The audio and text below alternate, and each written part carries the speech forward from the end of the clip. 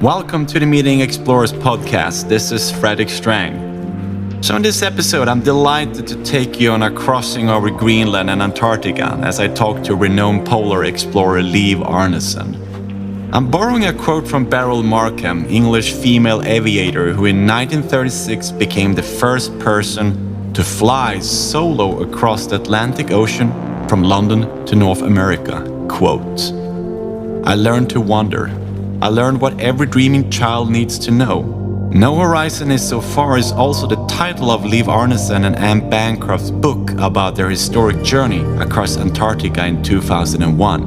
Liv and American polar explorer Ann Bancroft became the first woman in history to sail and ski across Antarctica's landmass, completing a 94-day, 1,717-mile trek as they descended the Shackleton Glacier, leading them to the Ross Ice Shelf. Their feat demonstrate that virtually nothing is beyond our wildest dreams and that the impossible takes just a little bit longer.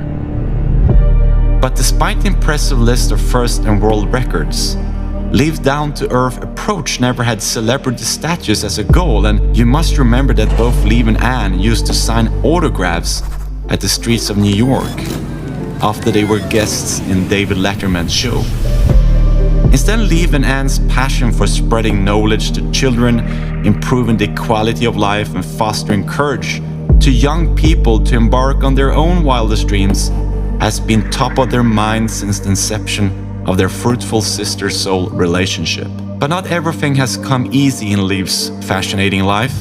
Polar exploration has and still is a predominantly male activity, sadly filled with prejudice and envy. Liv have had to endure males screaming out, "Damn woman," as she overtakes them in the classic Birkebeiner cross-country skiing race in Norway. And when Liv and Ann pitched their 2001 Antarctica crossing expedition, CEOs have reproached them for not looking strong enough. The argument against women present in Antarctica leads back to the 1900s, with the inability of the weaker sex to surviving the hostile conditions.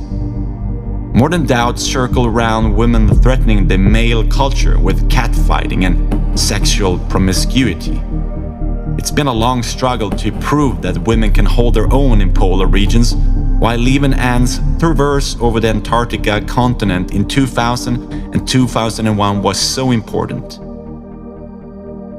I'm eager to discuss dreams, where they come from, how one mend the gap between an idea and the realization of a project, and how expedition can be a tool for improving quality in people's lives.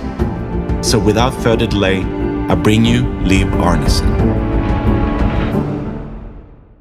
Welcome, Liv. Thank you for joining me on the podcast.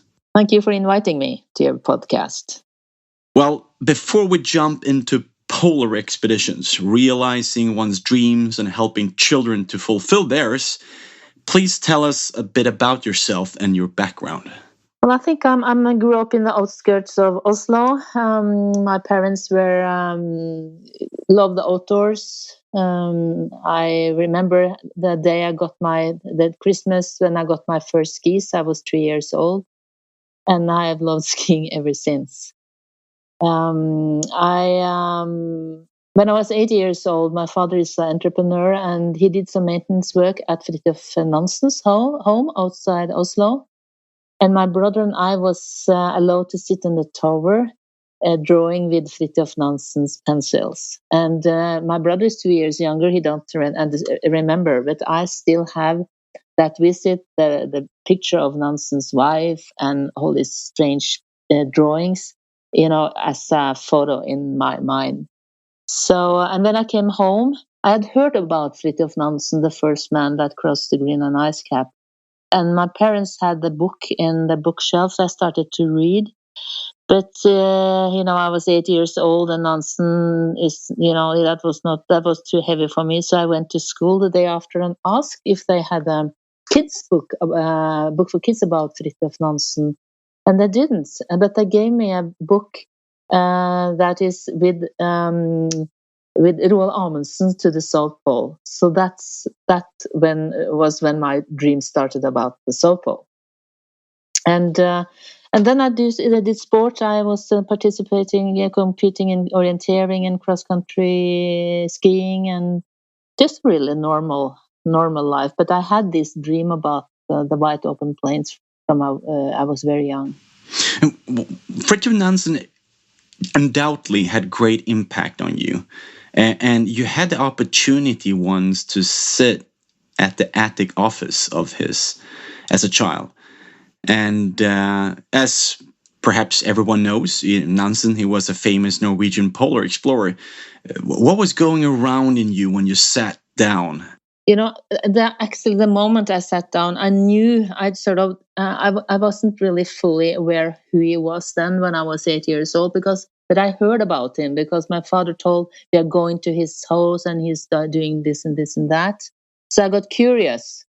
But I think reading the book about Amundsen's expedition made more impact on me.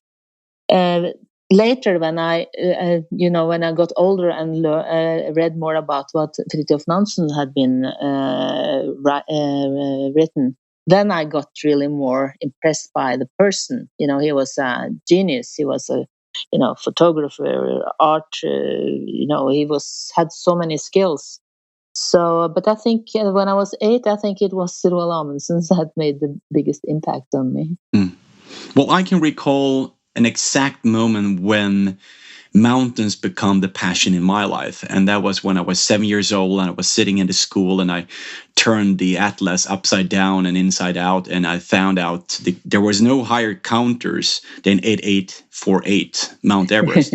And was there a point in your life where you can say that this day changed my life forever, where I was more or less certain that polar expeditions, that was my thing in this world? Well, I think it was after reading that book about Roald Amundsen, because I think my parents, especially my father, understood that I was really into it. And he drove me to Amundsen's house in the Oslo fjord. And we got a tour there with the car caretaker. And I also remember that my father, on my way back home, I was only 8 years old, and he said, well, he was the first man that skied to the South Pole, but he was not a nice man. Remember that, all these heroes are not, it's not only positive things about him. And then I didn't sink in, but when I started to read more and more about Amundsen and all these expeditions, I learned that he was a complicated man. Well, a lot of people, undoubtedly, they ask you why you go to Antarctica. Do you think that their perception of risk for frostbite, injury, or death obstructs them to see what you see? Yeah, I think they lack the experience. But I'm, being a young girl growing up in the late 50s in Norway, it was not much else to do than play outside, and I was always looking forward to the winters, and then you learn how to cope with the cold slowly. So I think many people that haven't had that experience, especially when I'm in China or India or other places in the US, that does not know the winter at all. They think it's stupid. Why spend so many months or weeks in that climate? But when you are sort of grew up with that climate, it's not that. So I can just understand why they ask, and of course I think it's more dangerous than there is sometimes. I think it's more risky to be a high altitude climber as you are than skiing to the South Pole. Something that struck me when I read your book is that you said that asking why you go to Antarctica is like asking a poet why she composes a poem, or painter why he paints. I love that expression and that comparison. Now, have you ever heard a journalist asking a person who competes in shot put, the type of sport where you are trying to toss a heavy ball as far as possible. And according to me, that never happens. But why do you think that's why question always is thrown at adventures like you and me?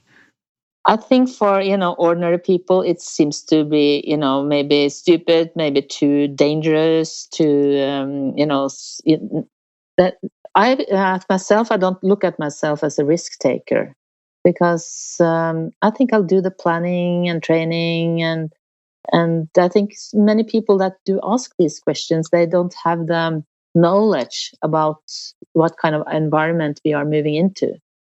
So I think that I can understand why why people paint or write books, but I think it's harder to imagine why, doing all this, put yourself in that cold environment. I think that's the reason they don't really know and feel uncomfortable if they were putting themselves into that environment. What do you think that mankind and people thrive and develop themselves most? Is that during times of adversity, ordeals, and challenges, or creating a society where we are more and more comfortable and releasing and free more time for just leisure? If I understand your question right, I think we have, at least in our part of the world, we have the economy that we can, fulfill our dreams.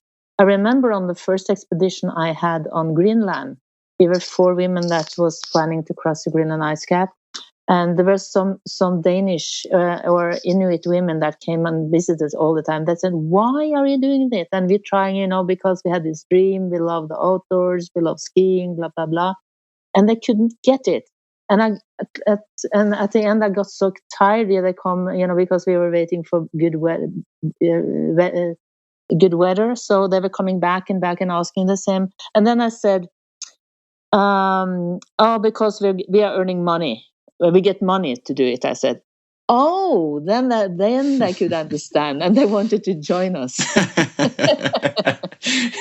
I'm not sure if that was the answer of your question, but I think it's, we have the chance to do this. We have the chance to fulfill our different dreams. Well, I guess that also have to do with what you value in life. So apparently, money is top of the hierarchy of some people. I love that story. From this, let's transcend into another part of this. Why some people deem that it's just discomfort and it's too risky and it's pointless and meaningless. When reading your book, No Horizon is So Far, which is splendid, by the way. You define an expedition like a work of art expressed on a canvas of snow, air, and time. This is very beautifully said. This is so much better, according to me, than when Sir Ernest Shackleton tried to recruit a team for his trans-Antarctic crossing in 1914, when he wrote, "Men wanted for hazardous journey, low wages, bitter cold, long hours of complete darkness, safe return doubtful, honor and recognition in event of success." Now, what do you think? I love this. I love it too. Does this is this perhaps this is only conceivable and something that we who are initiated can convey? But which of these sayings do you think would work best in recruiting people for an Antarctic crossing today? I think it depends on which country it is, if they're, but I think people would love to be more safe in our days. I think, with Scott and Shackleton, and they were big heroes in England. I think people that really wanted to do something like they did, they would apply. I don't think we did not do that when Ann and I created our international team some years ago. We did not put that in, but we did put it in just as a sort of a fun thing. You did. So we just asked questions. to the people that applied. And then we just just reading their answers and just follow their gut feeling to choose. So I know it's been sometimes not so easy for you to have and collect the right type of people for your expeditions. What kind of qualities do you look for in expedition members? I think since I teamed up with Ann Bancroft, because we combine adventures or expedition and education, so we use expedition sort of to market knowledge and education. So then it's important that they have the same vision and mission, understand that, and that's why we asked the people that applied 5 questions. The first was, who are you? And the second is, what is your vision, hope for this expedition? And the third, what is your motivation for this expedition? And fourth, what will be your biggest contribution to the team? And last, what is your greatest concern about your participation? And then, because Ann and I had, we wanted to communicate with so and so many million kids, that was our mission for this education. So the people the women that applied, they knew that. So we just have to just figure out, do they want to ski to the South Pole, or are they more attracted to the educational part? So that was how we did it, and we matched pretty good. When we lost a sponsor, we wanted to launch the Access Water project on an expedition to the South Pole, the world's biggest freshwater resource, in 2011. That was the anniversary of Roald Amundsen's the first man to the South Pole, Roald Amundsen, in 1911. But then they lost Microsoft as a sponsor. They had just bought Skype, so they draw back all sponsors. So we had to do something else. And then we figured out we had to do something that was a cheaper expedition, because we wanted to launch it on to the South Pole, and then we wanted to go on all waterways in different continents, because we had one woman from each continent, different age, different religion, different background, different experience, as a symbol, because as all of us on the globe have to work together to make the world a better place, or to solve the access to fresh water and so. So we decided that we should, rather to the South Pole, we should go travel the Ganges in India from source to sea. And then and this was back away. In which year was this? This was in we had to work some years to change the educational part. I think it was in 2004 to 13-14. So then and then when we changed that plan, the 2 of the members backed out, obviously, because it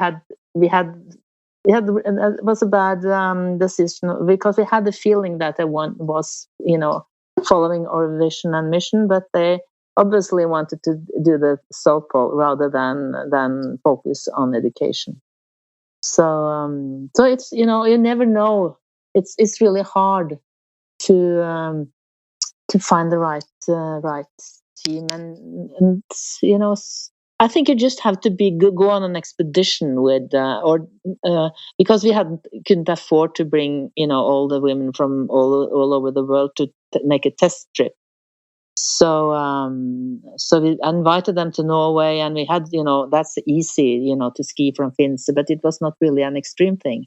But I think the change in destination was the cause that made 2 of them drop out. But we got too much more dedicated women, so that was a good thing. Well, many people think and believe that the success rate on Everest, for instance, much have to do with weather and strength and stamina and perseverance. But another component that is often not taken into account is the fact that people don't get along with each other, and fights and squabbles, etc., arises where they have different opinions and they split, and some people just go home because they can't stand each other. And I think it's really crucial on the expeditions that I've conducted that you spend a lot of time with each other and are allowed to step on each other's toes just to test how stressful. Because if they can't handle a situation when it's peaceful and it's in a controlled environment, I doubt that it will be better when there is an uncontrollable environment and during a lot longer period of time. So I think, whether it's skiing across Antarctica or climbing 8,000 meters, I think it's the type of values that we both seek in a competent and reliable teammates. I participated in an expedition to Everest in 1996, and the year before we were having tests. There was psychologists that did tests for us. But we also went ice climbing on the waterfalls in Rjukan in Norway, just getting to know each other. And every afternoon we were talking about all these different things that might happen and discussed. So we had the trust, and we had this. So we called it as kind of a psychological laboratory for teamwork or something. So I use still when I coach a lot right now, and I still use all these questions that we used that time. So, but I got altitude sickness, so I had to turn and go down. But that I really appreciated the team building process we had on that before that expedition. So I totally agree with you. We also experienced in base camp that people were quarreling and went home and kind of it's kind of a sort of a ridiculous drama over nothing. But I think it's that was from the northern side. They see the Everest, and that's I think it's so many mixed things that go through many people's head. Some are not mentally prepared. I think that's really important, to be mentally prepared for things that are not expected. How to cope with that. Well, it's hard to find people where you sync and where you feel like you found a sister or a brother, and where you function together even in a stressful situation. And I'm thinking about your solo ski trip to the South Pole, and you couldn't find anyone fit for the job to ski with you. There are many publicity hounds, chatterbox, or as you say, people out there who are in love with the idea of expedition than the trip itself.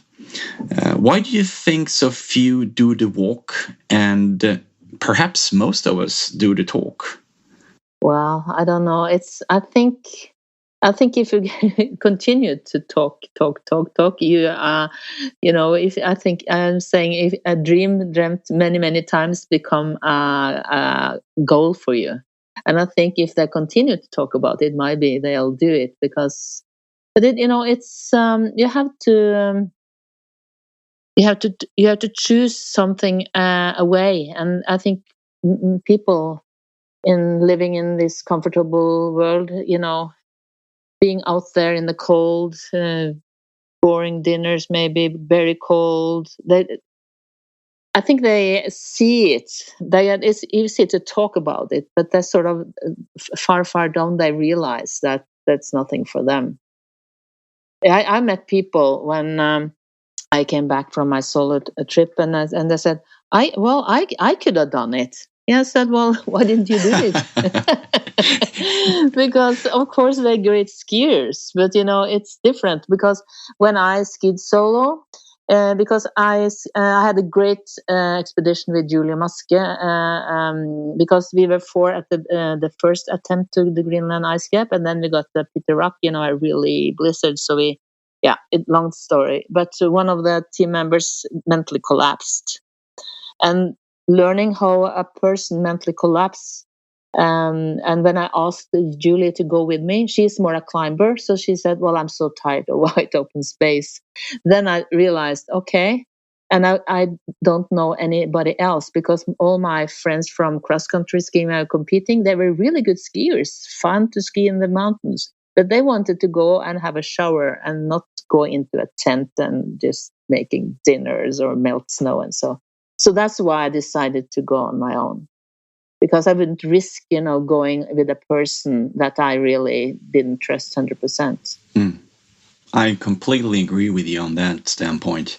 After your solo trip to the South Pole, you had no desire to return to Antarctica, but newspapers asked you whether you would go back for another expedition.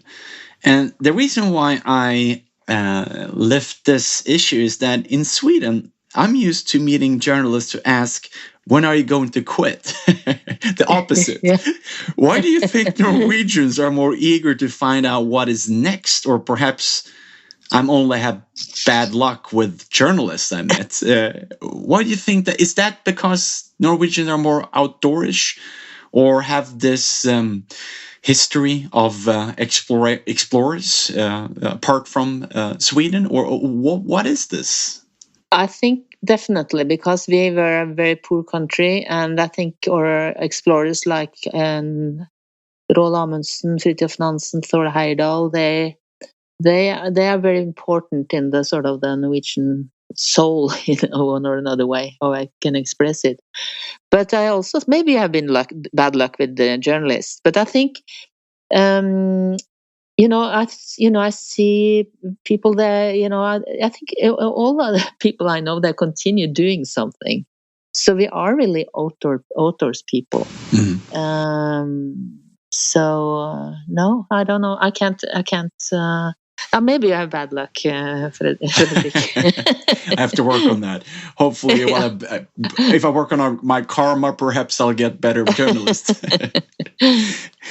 But you went to the South Pole as the first woman, and that's an achievement in itself. But despite this success, after your Antarctic South Pole expedition, you said never again. Why not? Because it's I had no idea that I would have such a great time. I read Erling Kagge's book and followed his expedition, and I saw his picture how tired he was, how his eyes on, and I thought we'd been exhausted and it was suffering, but I had such a great trip, and I was thinking nothing can beat this, nothing. So that's why I said that both myself. I remember when I stood at the South Pole, I will never go back. I will never go on another expedition because nothing can beat this. But we also have a saying in Norway: you should never say never. So very Swedish too, I must admit. Yeah.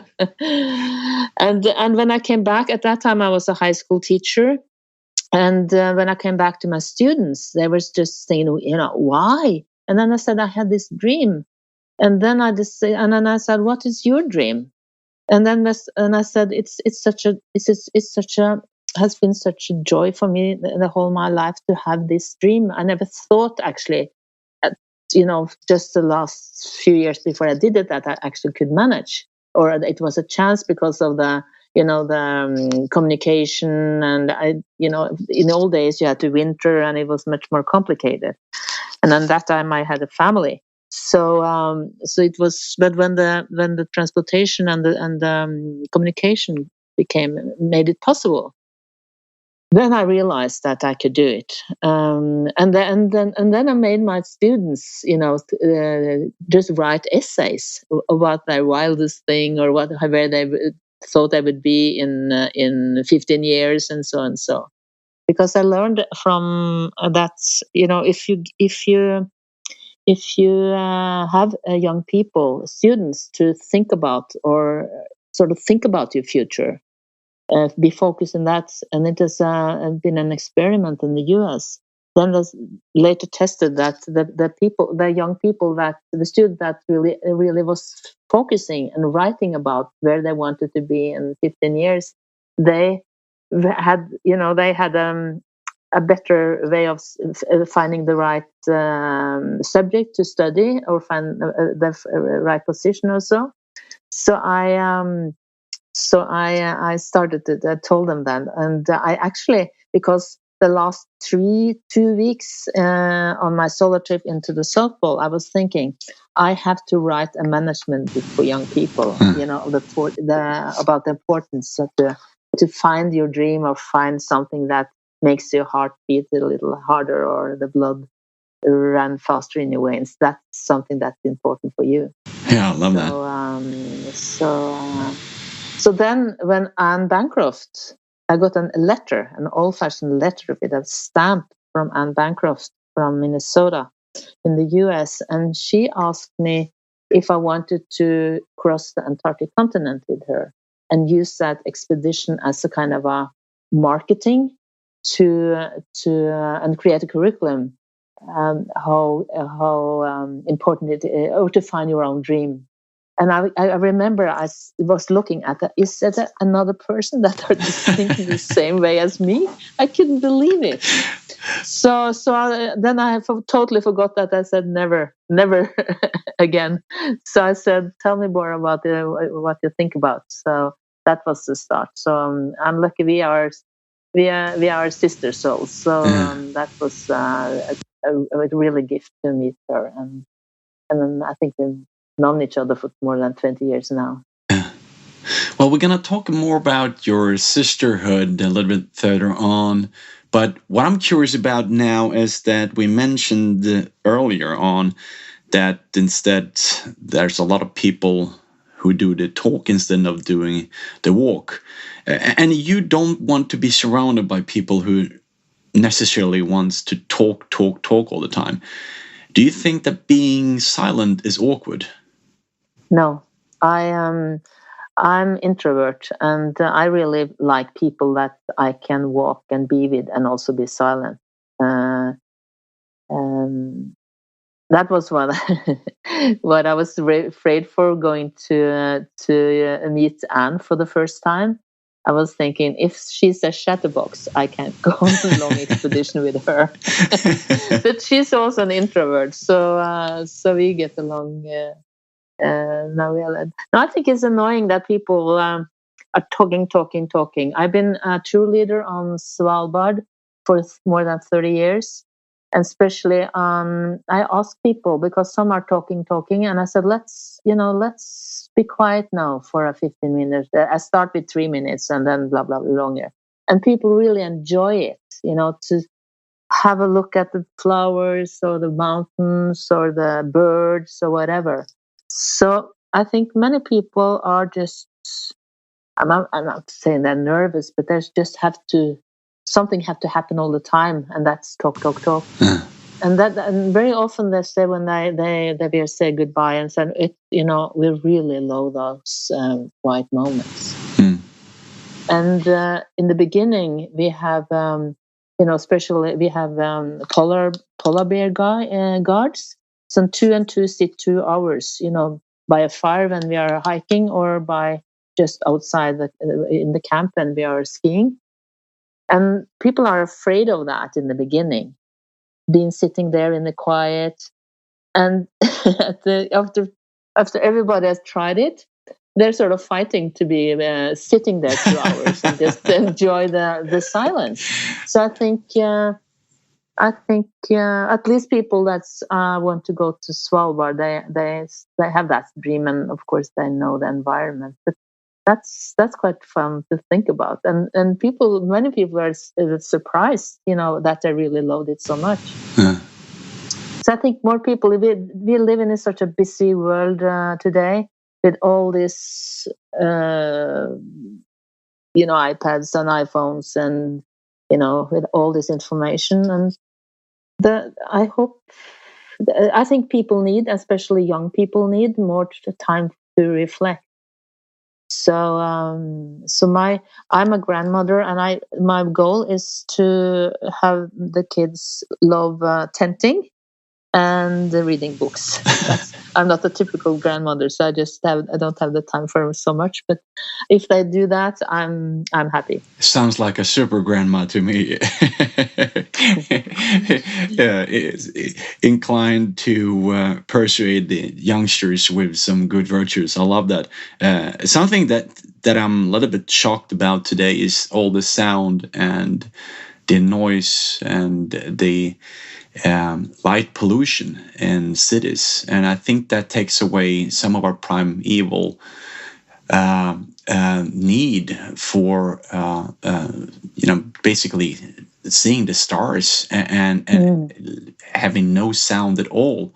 I think somehow relinquish and heals us, and nature has a profound way of connecting us with our origin. And when I climbed Mount Vinson in Antarctica, one day there was no wind. There was not a single sound. And it's hard to explain it because I've never been on such a quiet place in my entire life. And you've been on Antarctica, you've been crossing it, you've skied to the South Pole. And for me personally, I just loved it. What I'd like to know is that this complete, utter silence, the purest form of no sound, how does that affect you? Well, I really love silence, but I also really love wind. I'm living in the forest, and I can hear the sound of the pine trees when it's blowing. But I have to tell you a story when I was skiing solo to the South Pole, because it was wind all the time. It was nose in my anorak, in the tent, and everything.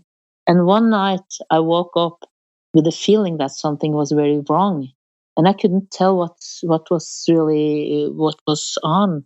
And it was when the conflicts in Yugoslavia started in the 1993-94. So I thought, is it a world war going on? And I was just saying to myself, well, you can't know it here. Is it something that's, is the atmosphere telling me something?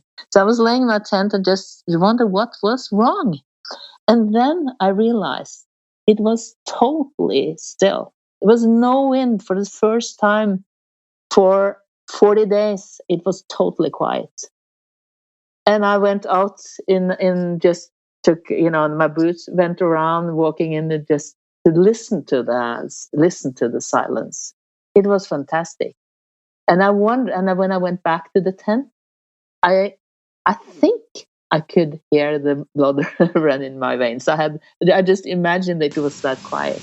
So that was sort of, totally quiet. I woke up because it was quiet. So that was a kind of a strange thing. What do you think would happen to the world and people if they could experience this complete and utter silence in every now and then? Yeah, I think silence, but I also think if they can experience silence and being in nature, when you see these big cities around the world, and we went to all these big cities in India and Ganges. There's so many people and kids that don't really experience a forest. They don't have never climbed a tree. So I think I feel so sad when I see poor people in this. They don't. I think they miss so much, and it's really hard to understand how they will survive, because we feel, at least we are out in the nature and then feel how important it is and how much energy it gives us. But maybe they just adjust to I hope they do just adjust to the environment they live in. But that makes me really sad to see that so millions of young people and people that don't have access to the silence or the nature. Spending so much time on the ice, the monotonous pulling of the sled, one foot in front of the other, and repeating that a million times. It sounds like meditation to me, and very familiar with the type of activity that you do on big mountains, one foot in front of the other and gaining altitude. For me, it's like a bliss. Can you please guide us listeners through what's going around in you, your body, your mind during a 10-hour stretch on skis in the midst of Antarctica? Yeah. I skied 10 hours every day, and people ask me, wasn't it boring? No, because I felt that no day was alike. It was different light. It was this on the Sastrugis. It's a pattern, and sort of my mind went everywhere. But also, as you say, sometimes when the Sastrugis was that tiresome or tough to climb, I used to stop every hour to take a snack and drink little, but at one point, some days I just thought, well, I'm hungry. What time is it? And I've been skiing for 3 hours. Just been so that I'm in my. So that's real. That is the meditation. So and very often I learned on when I get tired, I get very often a tune on my head. And on Greenland, I want to ride my bicycle by Queen. It's really hard to ski with. And and I told Julia about it, and I said, "Well, can I stop because I have to get my dog in?"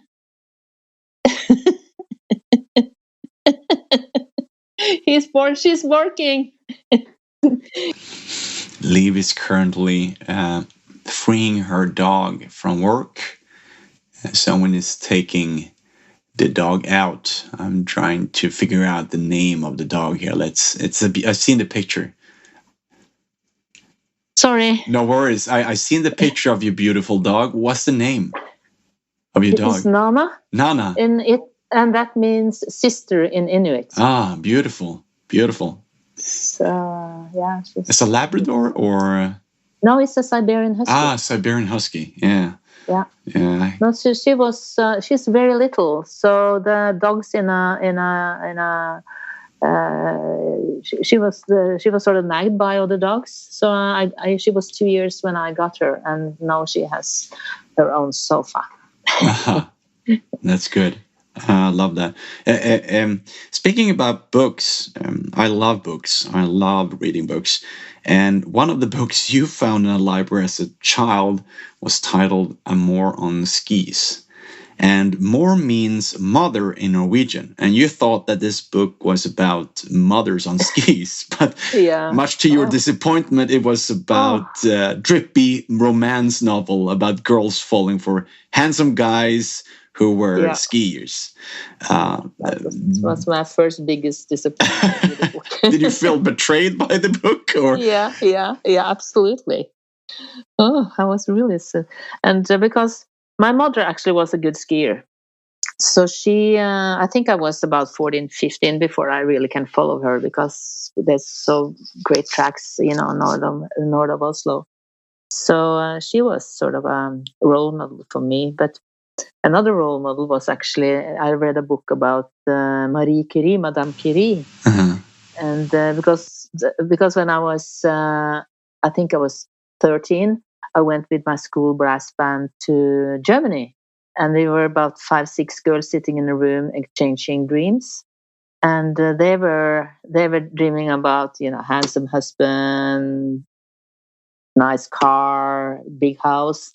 And I was sitting listening to them. And I was probably a very naive 12-year-old girl, and I was thinking, how boring to dream about something that would come automatically when you grew up, I was thinking.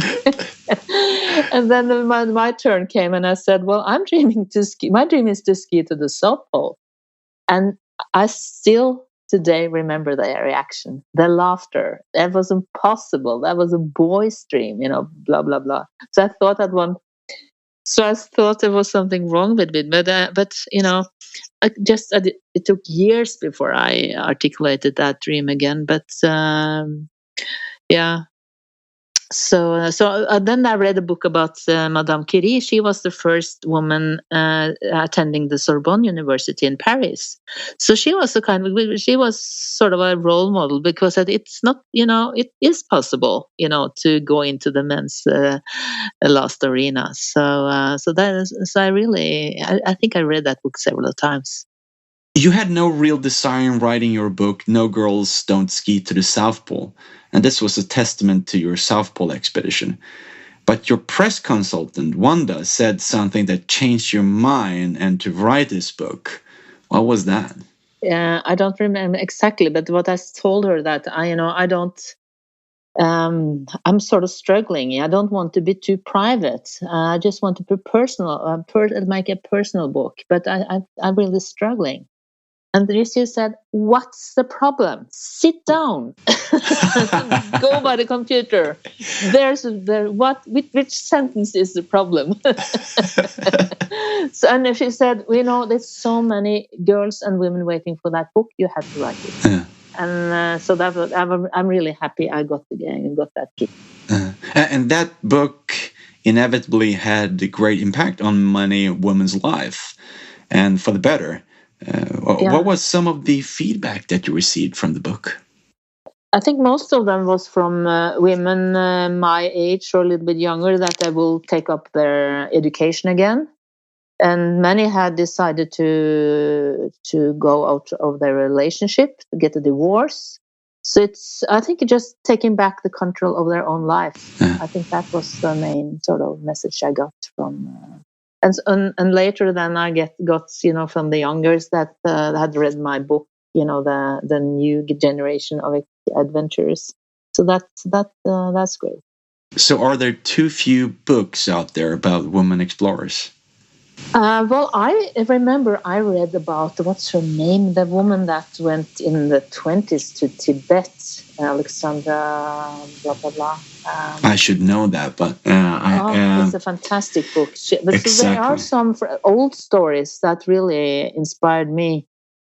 And that made me really interested in Tibet, because then I started to read about 7 years in Tibet, and so she is really adventurous. I think she's stayed there for many years later. I know that a lot of people haven't tried it out. They understand it's arduous and a long hours you spend doing something repetitive and monotonous. So when you spend this time on the ice, it's monotonous pulling the sled 1 foot in front of the other, and it's millions of steps. It sounds to me like meditation, and I think that is a bliss. But please, can you guide the listeners through what is going around in you, inside of your body, your mind, during a typical 10 hours day stretch when you ski in the midst of Antarctica? Yeah, I usually start out around 8:30 or 9, and with my down jacket on to get the heat in my body, because you don't actually have much clothing on when you pull 100 kilos. And people ask me, wasn't it boring? Because I remember I thought, no, the day was different. It's different snow. The sastruges had different patterns, and sometimes when the snow drifts or sastruges, that's really tiresome. I could ski. I usually stopped one every hour to take a snack or drink something. But sometimes, some days, I just, I felt hungry, and I looked at my watch, and I had been skiing for 3 hours without, just being, like you said, meditation. I think that was fantastic. And also, especially when it was hard and tough, and so then you think about more, the future or the back, but at the end of the day, when I get tired, I usually get a tune on my head. And on my Greenland expedition, I got I Want to Ride My Bicycle by Queen, and it's that it has the rhythm of skiing. And I told Julia, the woman I was skiing crossing the Greenland, the ice cap with, I said, well, I had this tune that doesn't fit into my rhythm. And she said, I have the same. So what tune is that? I asked her. She had Lambada. And that was, and then why did you say that? And then I had Lambada for, days. It's also impossible. It isn't the right one. So when I planned my solo trip, because I learned that when things like that happen, the brain get bored. So it's just go around. So as a literature teacher, I brought poetry. So I read poetry every night, and when it's sort of a stupid tone, some music or a song come into my mind, I forced myself to think about what I read the night before, and that was really helpful, because then you get sort of away from that you're tired, or and because it's really annoying to go and sing la la la la la la over and over again. I can't imagine singing that and trying to sync the track with the footsteps on K2, for instance. That would be the fastest climb recorded in history. Yeah. Or the last. The last, probably. Well, something that really had deep impact on me when I read one of your books is that the worst betrayal is that committed against yourself by ignoring the abilities you possess. And when I read this, I think I understood it. And I felt that from early on in my childhood, that I have an urge and to make something good about my life and to help others, because I've given a lot of, I've been very fortunate living in this prosperous country, etc. But saying this, can you please explain to me, how does this resonate in your ears? I think I was about, I don't remember how old I was I was starting to think about it, but I realized that I really liked, because I got injured when I was 15. My dream was to become an Olympic cross-country skier. And then I injured my back. And I realized that I couldn't. I lost. So I took I got the education to be a coach, and then I really liked being with young people, and then I was thinking also because people always take it as granted as a girl or a young woman are really looking forward to have their own kids. And when some of my friends started to have a family, and I was thinking, that is not me. I have to do teaching and do other things because I was also, I'm afraid of myself that I was that patient, and I couldn't see that was my mission in life. But education and be a good teacher, I really thought that that was my sort of way. But later, I was about 30, I think. I fell in love with a widower with 3 young girls.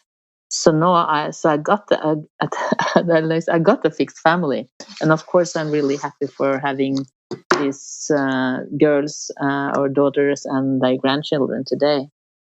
So, but then some people, especially my parents, maybe said, why? You love kids and young people so much. So, but I think you just have to. It was not right for me. It's hard to explain, but that's how it. I think that's why I wrote that sentence or these lines. Mm. Well, I like to touch on motivation and where your energy derives from, but I like to start with the motivation part. And Shirley Dale, who was your ghostwriter for the book No Horizon Is So Far, she marvels over you and Ann's undiminishing resilience, a marvel that I'm sure many listeners can share for you too. But I'd like to know is, through the hardest of hardships, when things look dim, dark, and perhaps futile, what do keep you going? Well, when on Ann's and my crossing, I think we were thinking about all the millions of kids that was sort of pushing our sleds or sitting on our sleds, because at that time we were communicating via satellites from every day. So I think when we had some hard days, we were thinking about the kids, and then we told stories about, we are thinking about you, and the cold day, and Anne got her shoulder injured, so she had really pain for some many days actually. So I think she was really got the energy by thinking about all the kids we were communicating with, and they both are very, we have a positive attitude to life, and that's a gift to be born with that. I think it's everything will be okay. Sort of, I learned that when I was young. My father, everything will turn out fine. Just be patient. He's told me. I remember. So I think that's a gift to get that when you're very young. Another thing about energy is that I picked up a definition in your book. Resilience is the ability to remind oneself over and over of the joy of living, even amid the greatest hardships. And it seems like you have this unmistakable appreciation for life and living your life to the fullest. What I'd like to know is, has it always been like this, and where does it derive from, this energy, this living force? And for those who might miss this energetic spark in their life, are there any recommendations you have to how people can ignite more of this life energy into their life? I think so, because I'm coaching people now that had lost their jobs or are hitting the wall in different ways, and I start to ask them what's important in your life. Where are your values? And many of them had never thought about it. What's important? Is it family? Is it job? Is it love? Is it? So we start to talk about that, and I think I was pretty lucky, and also Ann too loves teaching, and I think that's the vision of our mission or vision of our expeditions, that we really want to combine, education and adventure. And that's our compass, sort of. That's the direction we want to go. And we have so many setbacks, missing sponsors, and people are asking, aren't you giving up? And we're trying to find a new way to do it. We might not reach as many millions as we planned for, but we still are continuing the project. So I think to find what's really your values is important, and spend some time reflecting over just and some people I don't know, and then I give them a sheet of paper. We don't what values are it can be for you, and find maybe four that is important for you, and that's quite hard for a person that has never been thinking of it. What's important for me in my life? What do I want to contribute? What do I want? Where do I want to go? So and it's work, and it takes some time really to getting to know yourself if you haven't been thinking about that for many years, or maybe never. When you first met Ann Bancroft, you were thinking, is she strong enough for an expedition like this? This is very interesting. Now, we all know that she's a badass polar explorer, and no one should doubt either her physical power or relentless determination. But women are often picked at, people questioning their strength and endurance, when science proven again and again that women in many cases are better at enduring hardships than men. Why is this concept still so dominant, you think? Well, I guess it's history. But men. People ask us why we just choose a team of women on our expedition, and we said women are peacemakers, men takes to weapons, and it's a different strength. You have to when you're. I think it's the history. Women are they are supposed to have babies, and I think their physical and mental strength is strong because of that. And I don't know really, but I think so. All the women I've been with in that adventures are mentally very strong. Except I had experienced something else too, but mainly it's. And I think we also are better talking about our feelings.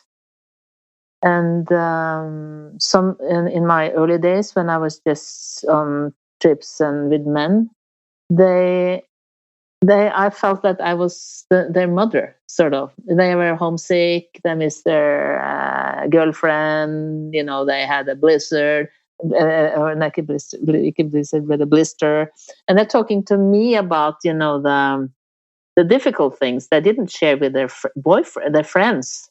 So, but no, I think it's changing. I think men are getting more confident about talking about their feelings, and that they feel are a little bit afraid or scared or whatever.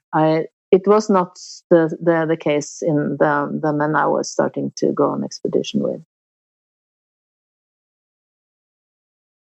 Maybe you know. Well, maybe I don't have the correct answer to that, but I can see a tendency where women are less being picked at and discriminated. And it's sad that it's ever occurred. But on mountains, I think that the gender equality is becoming better and better. And something that I always proposed and that I've argued is an expedition where we have at least one woman who is part of the team and work as a team is a perfect mix for the success factor for an expedition. And from the experience I have, that works very good. I also have, maybe this sounds juvenile and childish, but there is some truth to it. Once there is women on an expedition, I've seen also that the entire culture becomes more mature. People, especially the men, they shave themselves. They don't use so much sexist jokes, and it becomes a more mature climate, a more tranquil, I would say, and more focused. And also not only the gender mix, but also the age mix has a huge impact too on expeditions. For instance, young people and then a little bit older people. So you combine energy and frenzy perhaps with wisdom. And that mix makes an expedition more prone to success because you have the push and the pull. Instead of only the pull go home, it's pointless, or push, just go for it.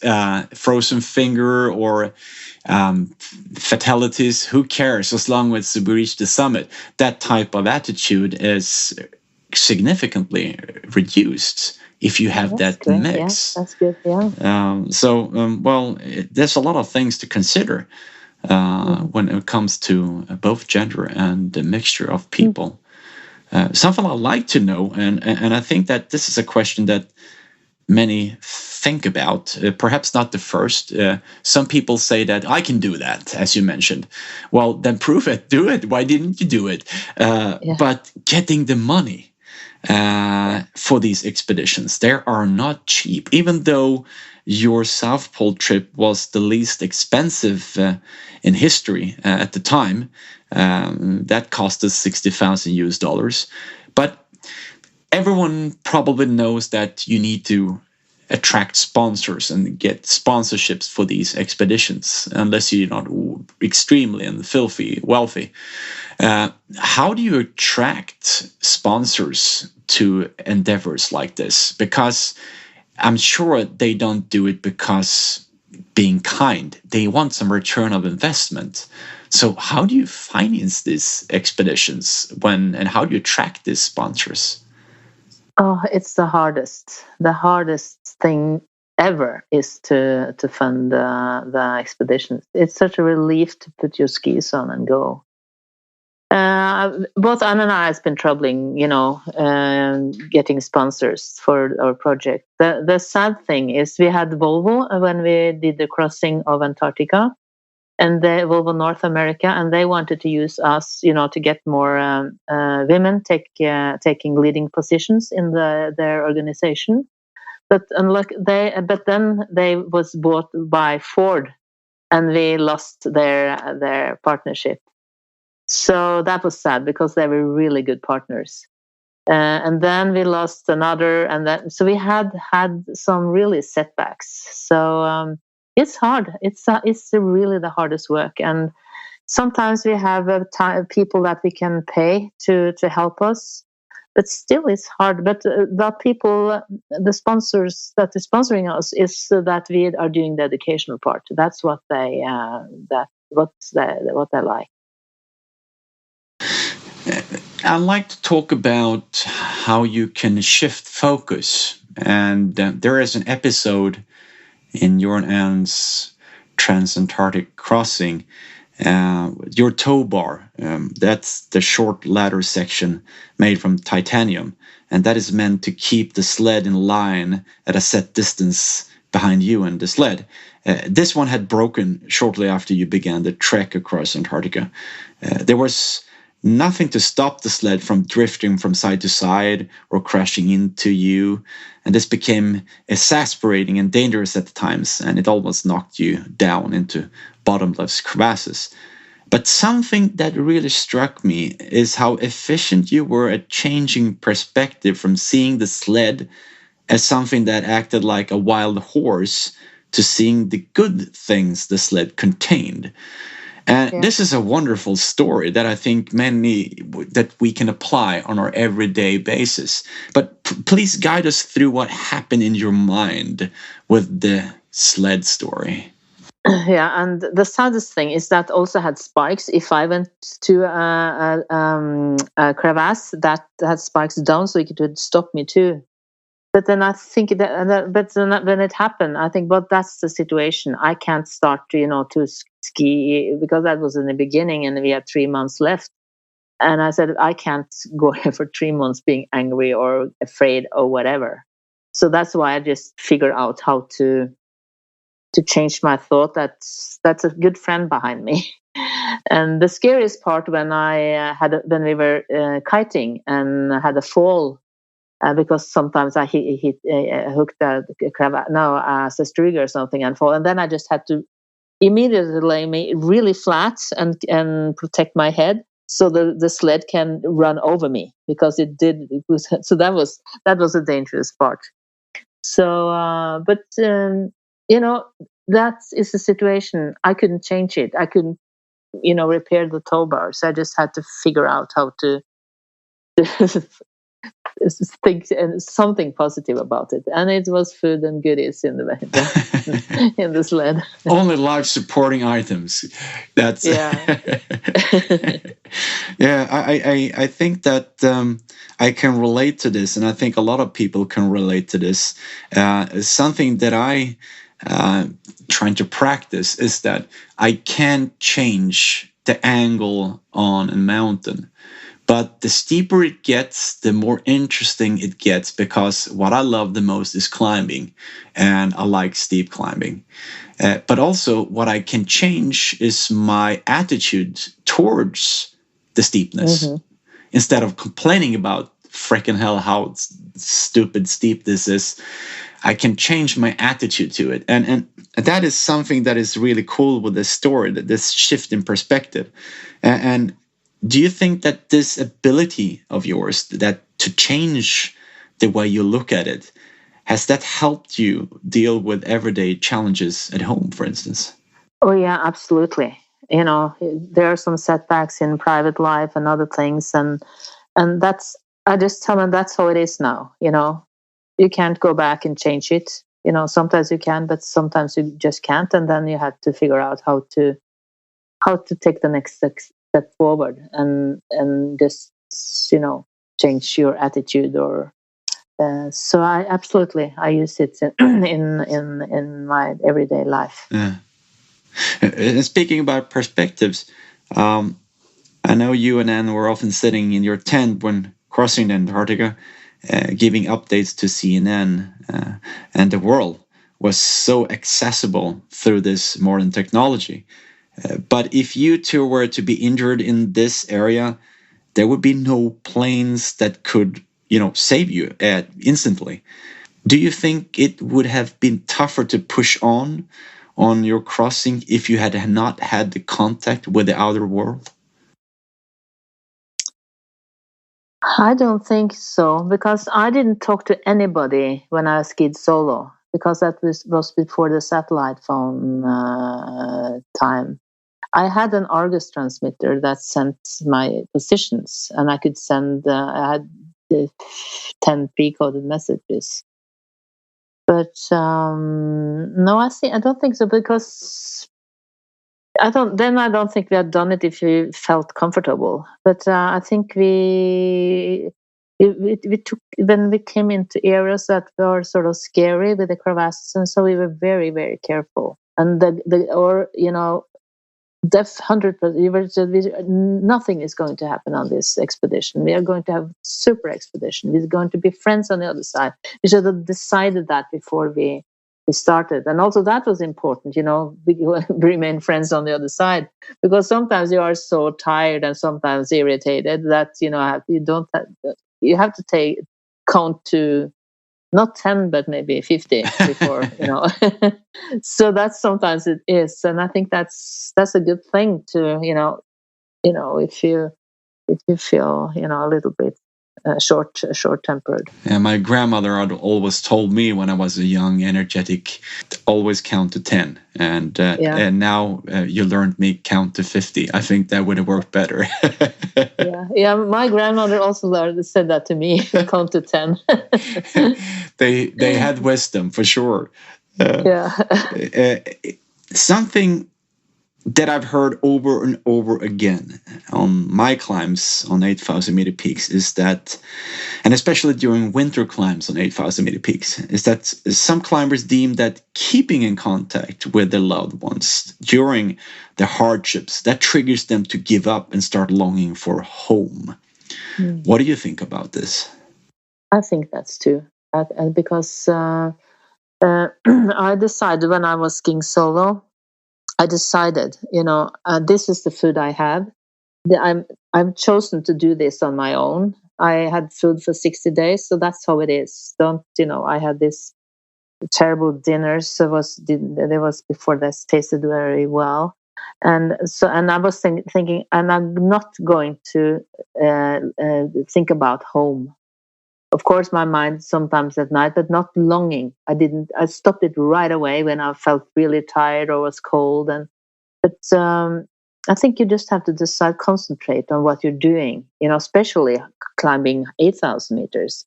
That's, then you really need all your energy and mental energy. And just talking about your wife or kids that are at home by the fireplace, I don't think that gives energy. I think it takes sort of the focus away from you. So I don't know. You have experienced it, so. But I think so, because that's really, really more challenging than skiing, crossing Antarctica, winter climbing 1,000 meters. Yeah. And I also think it might be better for your family at home, because of course they're worried. But I said to my family that if you don't hear anything, then everything is fine. because if the alarm is getting, then they will know. So therefore I'm going to be fine, if you don't hear anything from me ever. So that my Solpo trip solo, I think I had the Argus on 0, and that means everything is fine. So that was on all the time. And the summer had birthday in November, so I said happy birthday, and I reached the Solpo Christmas Eve, and then I said Merry Christmas. And then the people at the Solpo base asked if I would love to call home, and then I called home. But then I was also at the end of the expedition. Yeah, I comply with that perspective. I think it would be so much easier if you just have it on everything is okay button, instead of feeling obliged and feeling the pressure to report every single night. That adds stress to not only the person who's performing in skiing to the South Pole, but also to the relatives and the loved ones at home. If there's an interruption, immediately they start perhaps to panic and draw conclusions. Yeah. But but today, it's expected. You are supposed to blog, you're supposed to, tell stories every day. So I feel really privileged that I skied 50 days without talking to anybody. I'm still thinking about it. Oh, what a privilege. Fulfilling my dream and not having to talk, explain it, what I felt or whatever every day. But sponsors and people just expect that you write in blogs. It's different times. Yeah, exactly. Different conditions. Now, when you were getting closer to the Ross ice shelf, you were in the midst of Shackleton Glacier, and you called this particular spot for Hell. Why was it named Hell? Because it was so many crevasses. It was the coming glaciers from each side of the Shackleton Glacier that really crushed the ice in different way. And at one point, we felt maybe we should go closer to the moraine. Maybe that was a safe thing, but that doesn't. That did not happen. So we were just going one, and I was, we were just securing this. For instance, I was securing Ann's sled when she, crossed slowly, and she was securing mine. And at one point, when I was holding her sled, so it should not go into the crevasse, I slipped and went to the crevasse, but I managed to stop myself with my elbow. So I was just shouting, and it was windy, so it's really hard to communicate. And so I was holding, Ann's Ann's sled, and I think I gave it a push exactly when I fell. And I said, and she didn't hear me, and she just was shouting to me, don't push, it's the crevasse. And then she's so mean to the crevasse. So it was sort of, it was really, really hard. But I managed to put my crampons in and get off. But it was very, thin one. But it's, it's scary when you slip like that, because it was only pure ice, not snow. So that was, it was a very challenging part of the Shackleton Glacier, because there had been an expedition going up there before, and also some scientists, and then at that time there was a lot of snow, but we came down pretty late, and also the scientists at the South Pole told us that there has been the mildest summer ever measured, so that we might experience water on the Shackleton Glacier. Unbelievable. And we could see there were some places that there was frozen lakes on the glacier, and sometimes we took the chance to cross it, but sometimes we just crashed through. It was not water, but it was thin ice, and then it just went down maybe 30 centimeters or something. But boom! That's that feeling. So we didn't dare to do that anymore. But that part was really challenging. That's why we called it Hell. Yeah. Did the fact that you were all on your own and there was probably not much of a rescue to speak of in case you had ended up in a very precarious situation, did that contribute to the overall feeling, sentiment, the fear, or the apprehension and tension about crossing this area? Would it have been different if you had been in similar area in Norway, for instance? It's well, it's dangerous crevasses in Norway too, but it's it takes a little bit shorter time to get help.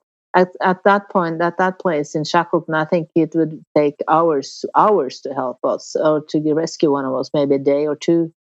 But we knew that, and we were totally 100% concentrated. Don't do anything stupid, and we felt we didn't take any chances. Of course, I slipped at one point, but or else we managed, slowly down the Shackleton.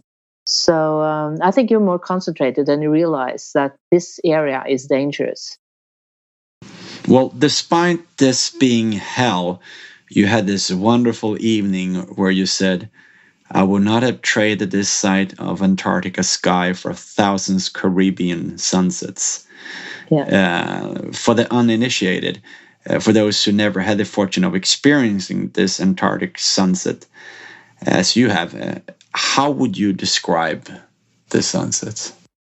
That was the end of the. It's the fall was coming to Antarctica, so the all the colors in the sky, and you have the eyes, sometimes blue eyes, black eyes, gray eyes, and the light on the peaks around. I think it's really hard to describe, and also the feeling that time that we were across, the hardest part. I think that also made that we took in the beauty that night. And whenever I'm in this kind of a state where nature is just perfect, it's a type of area or time where it's a perfect day of dying almost. It's very romantic. But I've been in some few first ascents on mountains, and it has induced a unique sense of reverence and humility. And to speak out plainly, it's not as if you want to just pull down the trousers and take a shit in these sacred places. It does not come across as an appropriate way of attributing a place that has lain untouched for millennia. At first, I probably would have tiptoed on the ice trying to make my presence go unheard. As you can hear, I'm a bit superstitious, but that also comes down to the fact that I'm influenced by indigenous people's relationship with mountains, and their beliefs suggest that gods live among these peaks. These thoughts, does that sound familiar to you? Oh, absolutely. Absolutely. I sometimes when I'm in these areas, I feel that I'm in one with Mother Nature. I feel like I'm following the rhythm of the universe. It sounds like with compass, but I really feel connected. And we have on our international team, we have a Maori from New Zealand. And she's also, she's more than us, like you saying. She's really connected and really feel that she's speaking with Mother Nature. So if we are allowed to travel next year, our plan is to paddle a river on New Zealand that has got human rights. Oh, Banganua River. Yeah. Fantastic. Wow. So we'll see. So and that we'll do with Lisa, or Maori team member. And that is absolutely fantastic story. That the fight for giving and naming a mountain, Mount Taranaki, and also a forest and a river that is being granted human rights. That's a stepping stone in the right direction. It's something phenomenal how we can attribute it as we would when meeting another person. We ask ourselves, what is the river's needs? And how would we treat it as it was a person? I think we need to connect. At least that's my thoughts, that I think we need to reconnect and have that connection to nature in order to preserve it and spare it from all this destructive path that we have. Absolutely, yeah. So I think that we cannot take clean lakes and spoiled mountains for granted anymore. Will there be a time when this also affects the polar regions, you think? Oh yeah, I think it's does already, because it's so much commercial flights to the South Pole. You know, people fly into the last degree and walk, ski a week into the South Pole. There's quite a number, and but now I think that hopefully they are just taking care of their shit and everything. So, but I think it's coming everywhere, but probably it will. Well, they have the Antarctic Treaty, and it's pretty, the rules are pretty strict out there, down there. But I also seen great big changes on Svalbard. My first year as coach, as a true leader, that was 87, and I've seen all the tracks in Danish Island and Schmerenburg and other historical places. There was a lot of things there, but everything is gone. People take and that walk over graves, and so. But now it's become more strict where to go ashore and where to walk when you're visiting the different sites. So no, I think we have to be. I think we need very strong leaders, and we don't have that today. We need rules. We need, laws that's not allowed. We are not supposed to do that, or else, people. Money rules. So we really need strong leaders, and the world does not have that for the moment. Another question, and I don't want to influence you too much, but you say that you can see hundreds of kilometers along the horizon, where the sky meets the ice under your feet. And it seems that the sky is not only above you, but also next to you and in front of you. You're walking the sky as much as you're walking on the snow and ice. And when I read this, it sounded like a perfect place just to end one's life. After a long, fulfilling life, where it would be a perfect spot to die. If you could choose a place to die, and I don't want to push you too hard and mend you here, but where would a perfect place be to end life? Well, I think it would be in the mountains, but I think I will also have that picture in my head when I coming to that state of my life. That's sort of a beautiful way to go if you have that picture you just described. It was a little bit unreal, to have that feeling that everything it was going into one. So yeah. Is it something that you miss on everyday basis, or does it come in sometimes in hordes, like a wave of? I have that. I had 2 moments. It's sort of really chaos and stress around me, but I can bring back. But no, I live in the I live in the forest in the outskirts of Oslo by a little tiny pond. I have a cabin in the mountains, 1,200, 300 meters above sea level. It's wide open spaces. So I'm so privileged, and I can write. I'm my own. I work as much as I want. So I write for for the moment. No, I'm so privileged. So I'm not thinking about that anymore right now, because I feel so privileged, especially, being in this, Corona times. I live in the forest. I can go out and walk with Nana. There's nobody here. No, I feel so privileged, and also, the privilege of loving the nature and feeling so one with the nature is also a tremendous privilege. I'm not sure if you've seen the marvelous Planet Earth documentaries and Blue Planet, etc., from both Netflix and BBC.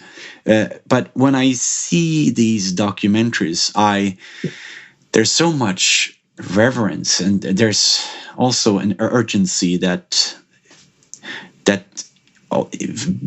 bubbles inside of me, where I just want to hug planet Earth and take care of it, because it's in its chaos, and and the resources are depleting, and there's so much to take in. But do you think that if more people could see the beauty out there, what remains, that it could encourage more people to think more sustainably and taking better care of our planet?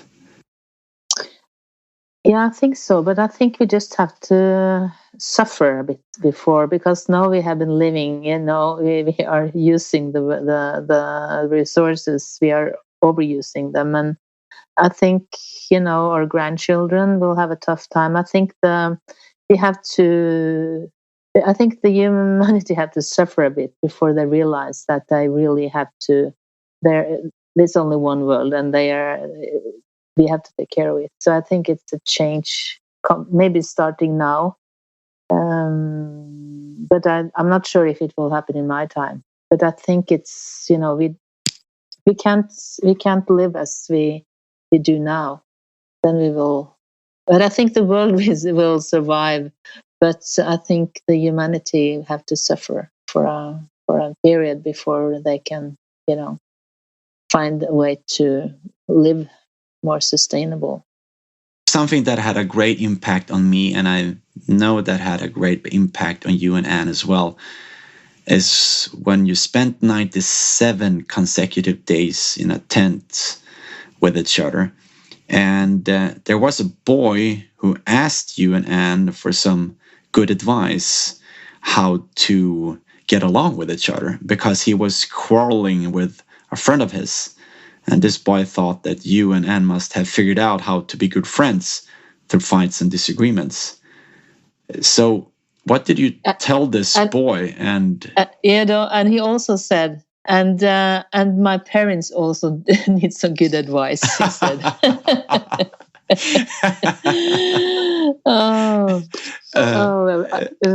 What did he say? I don't remember. But I said, it's, you have to figure. I don't know. To be honest, I don't know what they answered. But if you would answer him today, what do you do to get along with each other? Yeah, I think we have to. I think we have to all ask questions. If did I say something wrong? Because my mother tongue is Norwegian, and I might sometimes say something that can be too direct or too hurting or something, and you usually can see that on the other person and said, did I say something wrong? And I think Miss Joseph said that to think about, how do you want to be, how do you think, did your friend hurt you, or did you hurt him, or what happened before you started to fight or quarrel? So just take a step back, and what happened? So 30 minutes, 30 seconds, or a minute, or 5 minutes before. So I think we just have to have the courage to ask if we feel that we are, in not in balance with people. I'm curious, how do you train for crossing Antarctica? I mean, you're pulling tires behind you, but I'd like to get in more detail. How would a normal training week look like? I guess you're putting on weight as well, because you need some extra reserves. but I need the cardiovascular training, the fitness training, or weight training. How many hours per week would you train, and what kind of training was that? Well, the last 3. Well, I've in normally I'm before my solo trip, I kayak, I run and bike like normal. Don't thinking and it's special. But the last 3 months, I was thinking more about the strength because I'd been, I hurt myself in my back when I was 15. I was taken by an avalanche and hurt it more when I was 25. So I had a weak point in my back. So I used a lot of, to strengthen that. And also you need strong thighs and, back. So pulling tires is really good. And I started with the tires with, cement into the tires and started with 10 kilos in my backpack, and then I think I was close to 25, 30 the last week. So I was really strong because, and when you started to pull a 100 kilos sled uphill in Antarctica, it's really hard. So I felt really, that was good preparation. And when you train hard and you just also I was searching for sponsor until the last minute and dealing with Adventure Network, to this and this and this deal. So it's kind of stressful time. So it was really with such a good feeling when I put on my skis on the runner shelf. Another thing that I like to talk about is, please, if you could guide me through this, is that your husband at the time, Einar, he said, "What I admire in you, Liv, is that you realize your dreams and plans." And do you think that it's hard to be a strong woman in a relationship, and that there is a risk that people perceive the husband as a couch potato? Because you took your ex-husband to some television show just to demonstrate the opposite. And I'd like to know, why did you do that in the first place? And what was the outcome? It's so many years ago. It's 25 years ago.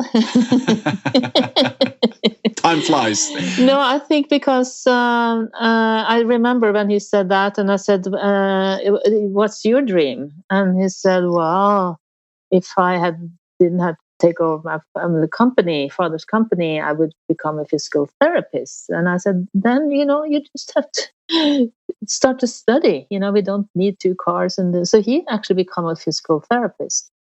And I think it was good because then he could also show that he can also make changes in his own life. And I think also many men want to do that. I think that was the reason that he also told his story in that TV program, if I remember right. Do you think that we spoiled Scandinavians, who are accustomed to access pristine, untouched wilderness, take the wilderness for granted? Yeah, I think we do. Most people do. I think so.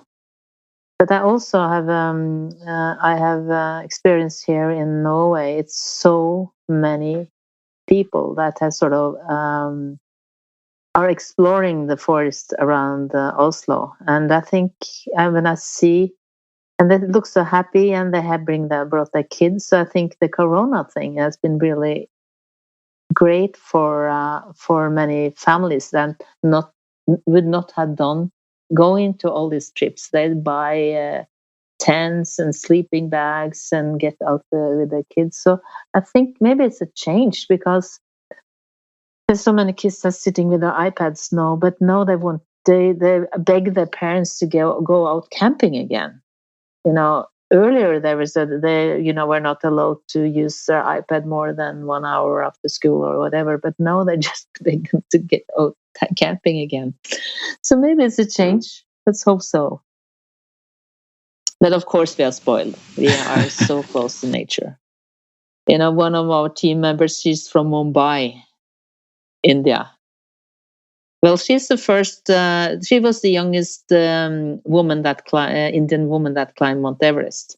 So right now she is up north, but I visited her house and her family in Mumbai, and But she had a dream, and she came out of Mumbai, and extremely inspiring. Yeah. Perhaps she would be an excellent person to interview next. Yeah.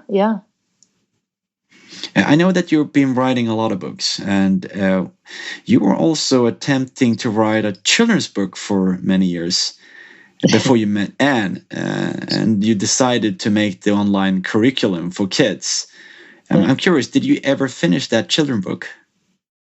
Well, I have made a fact book about the South Pole, but I'm planning to write another. That started because I was talking to a drop of water on my expedition in 1994, and I'm still working on that and testing it out to the grandkids. But I had plenty of time to do it in this Corona time, but I do different practical things. I paint and get organized, and it's really hard to concentrate. Or else I've been traveling. I've been traveling a lot with lectures, and I got invited. I went through the Northwest Passage this last fall as a lecturer and kayak guide. So it's so much fun things to do. And then the weather is nice. I can't sit by my Mac, and I find all these excuses. I love your energy. I love that. I'm also curious. You and Ann, you had some prerequisites for skiing and crossing the Antarctica. You had this online curriculum that you made for kids. I'd like to know, what was this curriculum about, and what were you teaching the kids? Well, we had two. We had one called Dare to Dream, and one was different subjects about Antarctica. So it was. When we make reports, we try to talk about dreams, or also different about the sun, the moon, the ice, the history. So it was multi-subject about Antarctica. So we had a lot of other things to talk about rather than how many kilometers and how cold it was and blah blah blah. So we connected to the different themes on our trip.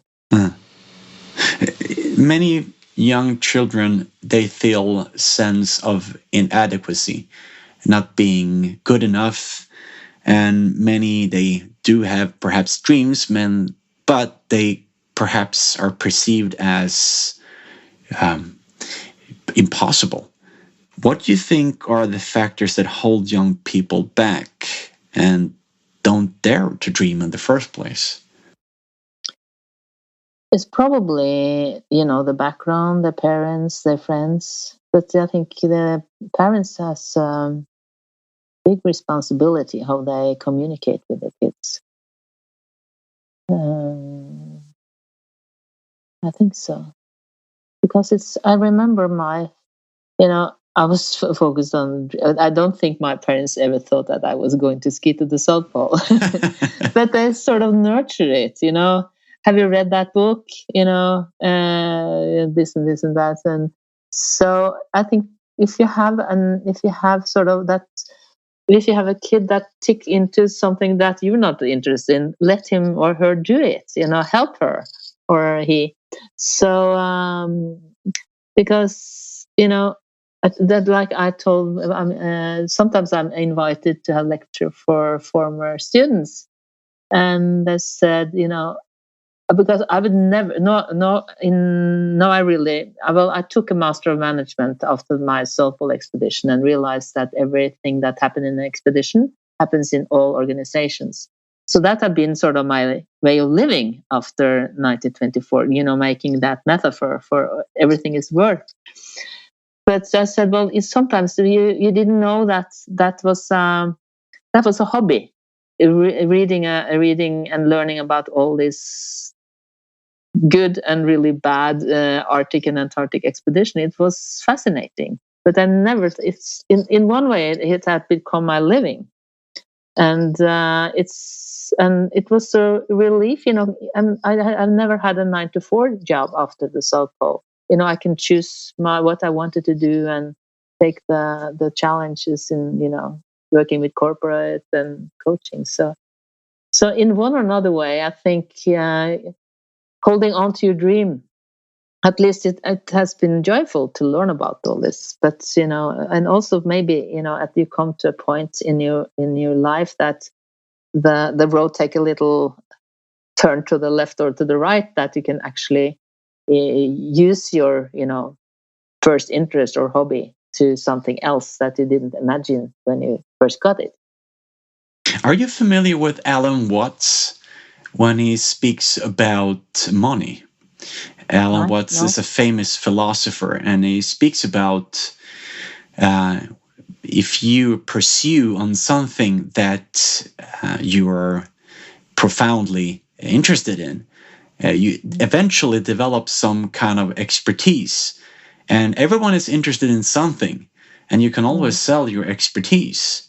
So instead of dreaming, and people, they complain that it's only a dream, if you devote yourself to your dream and you act upon it, and you repeat and you practice, eventually you will master it, and you can live from it. And I feel this was something that I chose when I was roughly 18, 19 years old. And I told myself, I want to climb. I want to climb mountains, be able to climb. And I knew then that I'm not going to be the richest person in the world, or even close to it. And I'm never going to be rich in a sense anyway, in a Swedish standard. But what I will be rich of, I promised myself, is these memories, these phenomenal memories. And this desire made me practice it over and over again. So what I'm getting at here is that how do you transfer, how do you take your desire, your passion, how do you transmit that to young people? Or is that self-evident? Do they understand this? They grasp it immediately? Or do you have to explain they don't. it? But I think that's what we're talking about, that in that Dare to Dream curriculum. That's it's in especially in American culture. People ask you how much you earn. If you say the second question when sometimes I meet, so money is very important in that culture. I think so. We try to focus on to find what I said, what's important for them, what makes your heart beat, or you feel you get happy, or the blood is running faster in your veins.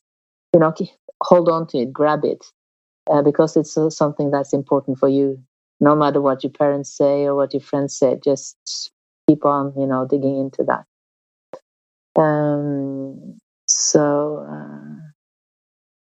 I remember when I came back from the solo trip, I had a sort of we were talking about dreams in my literature class, and I asked them to write that I told you before about dreams. And in the middle of the summer, I got that was in the last. He had been a student, so he wrote me a postcard, and he said, "Liv, thank you. No, I've learned, or I don't know exactly how he wrote. Now I learned that I don't have to be a lawyer like my father, my grandfather, and my grandfather." You broke the line. And so I was thinking, oh my good, if one of my students, got it. It was such a joy, and it made me so happy. I'd like to touch on, in order to get there, you do need to handle mistakes and failures and disappointments. Yeah. I think that is very, very important. And something that I sense is that our society is more and more driven out from this competitive state, that we're trying to free the youngsters and adolescents from competing and learning by mistakes. And I think that is not so fruitful for developing character and preparing them for the adulthood. But when I read your book about Antarctica crossing, I know there was a point when you had traversed the continent, but now the Ross ice shelf remained. And you two decided to be picked up instead of continuing the last lap because you would have missed the boat back to the South America otherwise.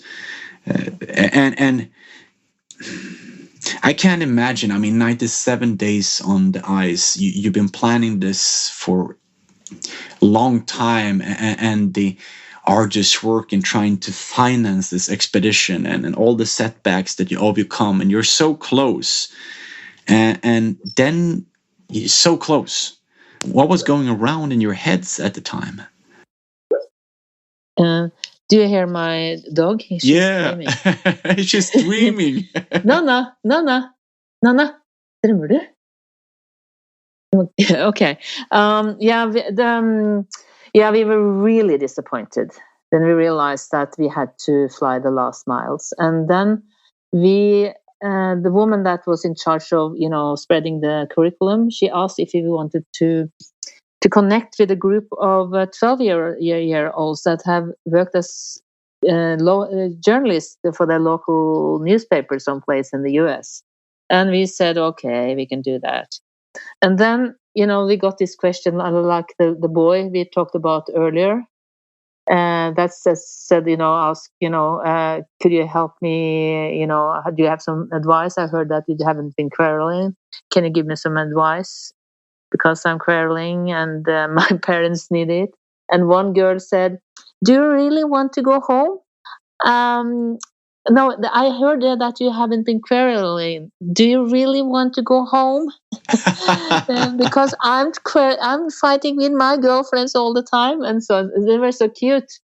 And we were sitting there a little bit depressed. And then I got so moved by some of the questions they had or supporting us.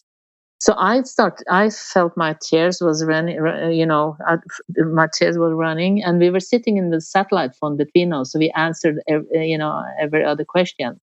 And then when I started to cry, I just looked over to Ann. Oh yeah, she was crying too. And then we had no battery left on the GPS. So, and we were just looking at each other and just started to talk, why don't we talk about what we had achieved rather than the miles we didn't manage to go? So we just decided to do that. In that point, we have skied, I don't remember how many kilometers, 2,700 kilometers. And that was a great achievement. And we connected with so many million kids. And we we just decided. And sometimes we really had to remind ourselves on it because, like you said, we had, worked for 2 years about it, raised a lot of money, created curriculums. But and I very often when I have lectures, and because people, the companies, they don't reach the budget, they don't run the marathon fast enough, or the Birkebeiner or the Vasalopp, because why don't they think what they actually achieved? They're even if the budget is there, the company has achieved a lot.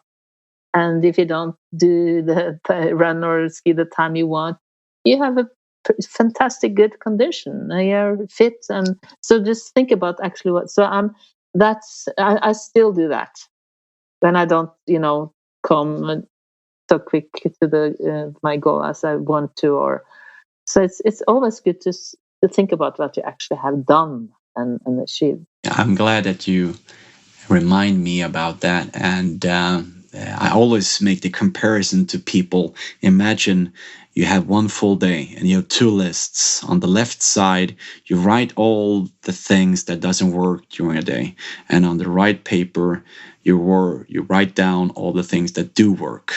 I'm pretty sure that on the right side, you would have to add a lot of papers to be able to fill in all the thing that does work. Starting from the morning, I'm alive, I can see, I can hear, I can smell, I can taste. Yeah. It's not war, probably in most places around the world. It's not war. I have a bed, it's comfortable, electricity is working, I have tap water, etc.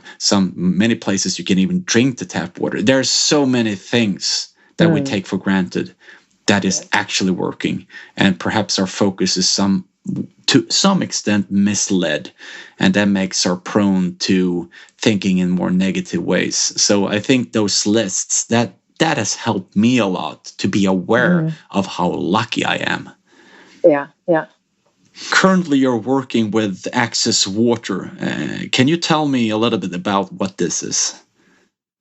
Well, we wanted to. We launched it 8 years ago, and with one woman from each continent, different age, different experience, different religion, focusing on access to fresh water. Now we had an expedition on the Ganges in India and the Yangtze in China. And it is really hard to get the funding. And so we had decided the next project is kayaking on a river in New Zealand that's got human rights. And now we will invite our international team and challenge them to get their own funding, and also be sure that they have contact to educational institutions. We have the International Scouts organization with us, and we created with UN a sort of curriculum called Water Challenge Badge that is translated into 9 languages. So we'll still continue to use that on the different projects. I wish you all the best with that project. It seems very comprehensive. And is that still correct that you're trying to reach 50 million children this time instead of 3 million children as you did? I think that's too optimistic, since we had a break because you got so tired of thinking 24 hours to get the funding. So that's why we just needed a break. So I think we would have to be more. Well, the International Scout organization have about 30 million members. So if we can sort of reignite them, we will have at least maybe 8-10 million. Yeah, that's still a staggering number, and so many souls that you can touch and inspire, and we need that social cohesion, and we need that optimism today, to say the least. The youth are the future. Yeah, they are. They're taking over the remains of this planet, and basically they will be the ones who need to heal it in the end. If you could relive one moment in your life, if you could pick any moment, which moment would that be? It's an impossible question, Fredrik. Finally, something you can't answer. Are there? Is the answer that there are too many of these moments? Yeah, I think I would too many, because at least I have 10. Wow! If you could take me and guide me to a couple of them, where would that be? Of course, since we have been talking about expeditions, it's expeditions. Some